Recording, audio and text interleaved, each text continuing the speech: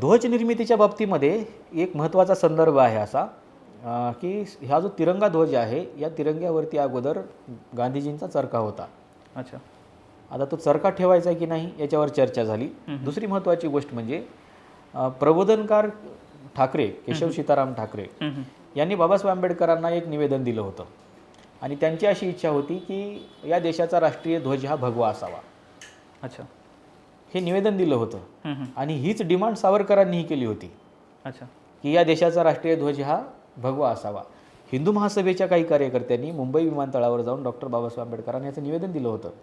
अच्छा. डॉक्टर बाबासाहेब आंबेडकर केशव सीताराम प्रबोधनकार ठाकरे यांना असं म्हणाले की बघा मी प्रयत्न करतो पण हे काँग्रेसचं गव्हर्नमेंट आहे हे ऐकेल की नाही मला सांगता येत नाही. मी माझ्या पद्धतीने प्रयत्न करतो. हसत हसत बाबासाहेब आंबेडकर प्रबोधनकार ठाकरेंना असंही म्हणाले होते की तुम्ही एका महाराजा पोराकडून अपेक्षा करताय की भगवा ध्वज राष्ट्रीय ध्वज असावा.